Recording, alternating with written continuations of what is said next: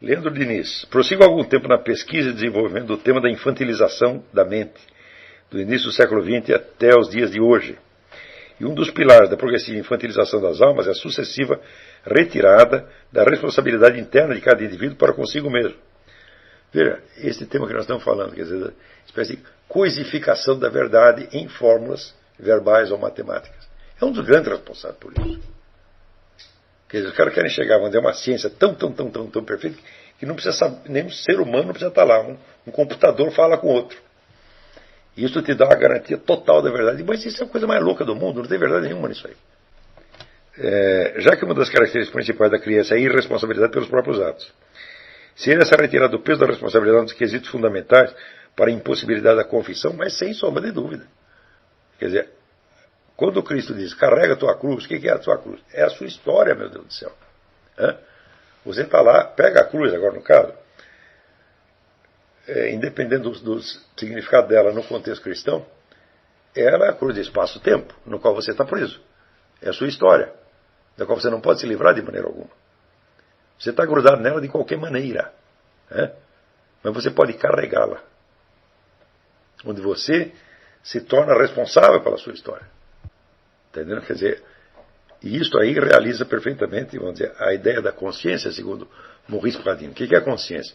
É a memória do passado preparada para as tarefas do futuro. Então, assim, eu sei quem eu sou, eu sei o que eu fiz, eu sei o peso que eu estou carregando, e eu sei o que eu tenho que fazer para frente. O grande livro existe o livro do Jan Huizinga, Nas Sombras do Amanhã, que tem traduções americanas, evidentemente, In the Shadow of Tomorrow, mas tem uma tradução portuguesa também, pela editora, eu acho que é Armênio Amado, de Coimbra, uma tradução já antiga.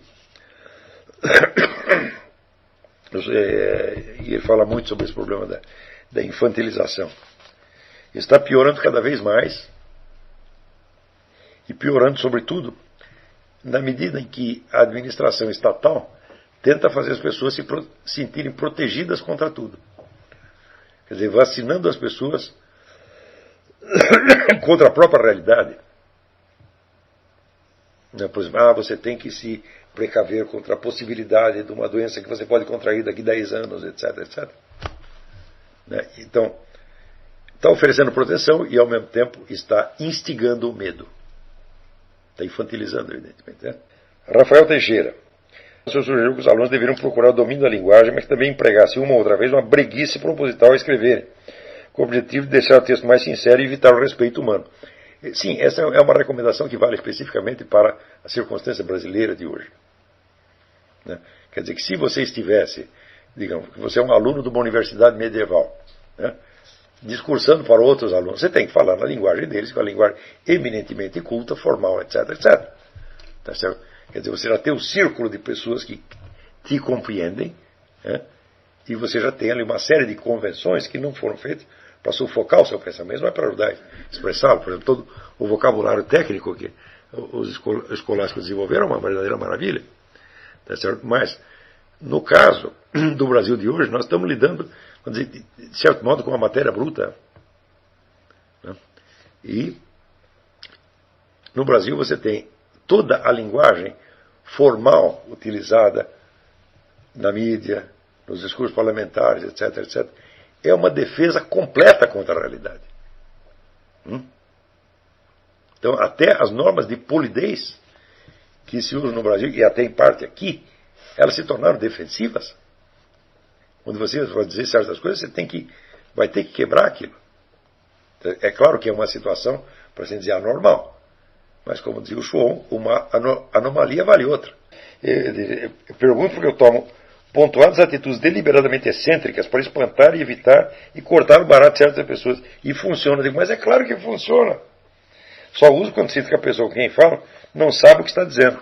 Aí é o seguinte, não tenha dó. Não tenha dó, porque os efeitos dessa farsa intelectual brasileira, eles são tão devastadores. Eles chegam a tampar a realidade ao ponto de que num país onde morrem 50 mil pessoas assassinadas por ano, as pessoas ficam preocupadas com questões administrativas e ninguém quer discutir isso aqui. Como é que pode? Chegou a um nível de alienação completo.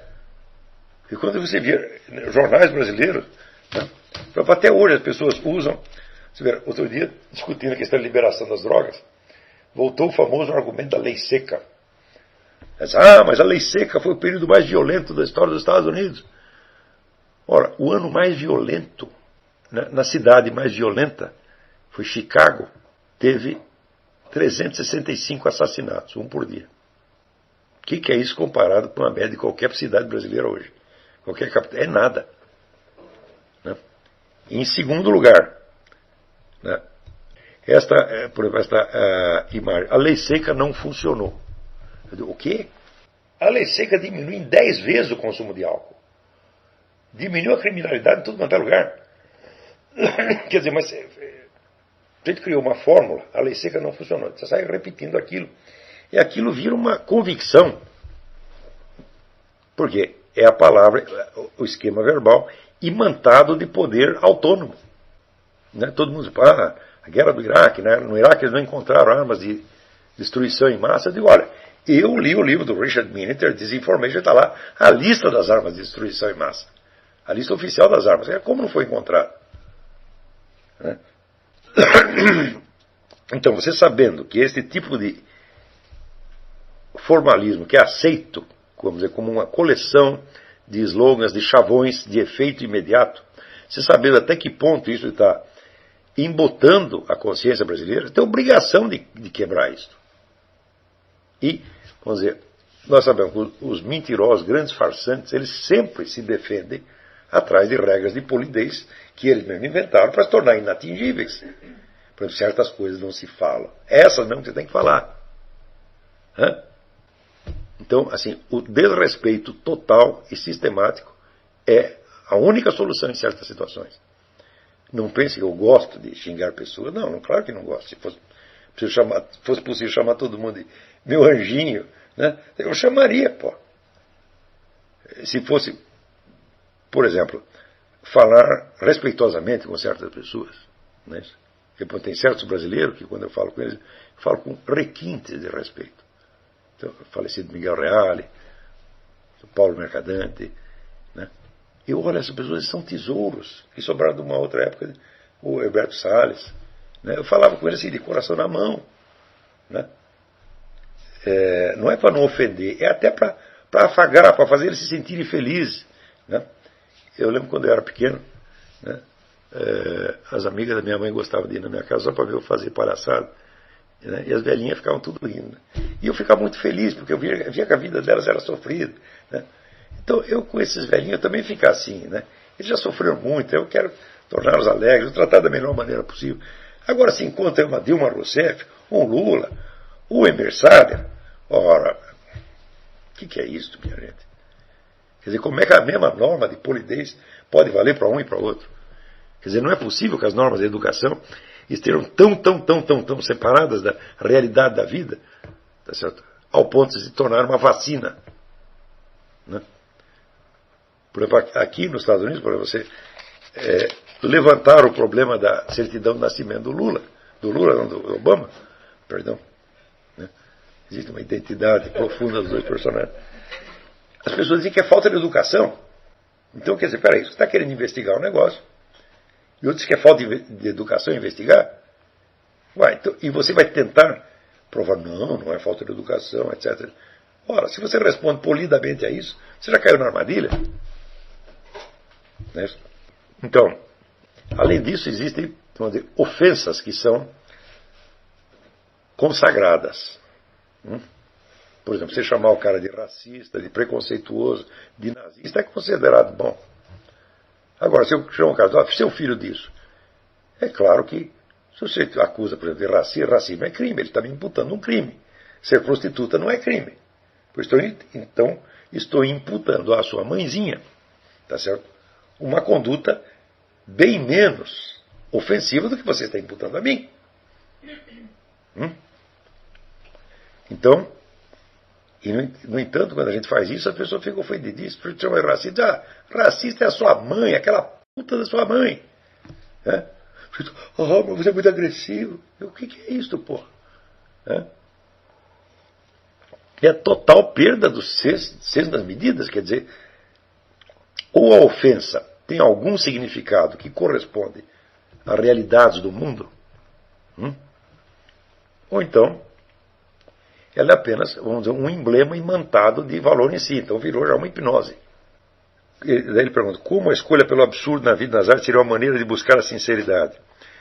Eu digo, depende, você vai ter que fazer uma distinção muito fina, tá certo?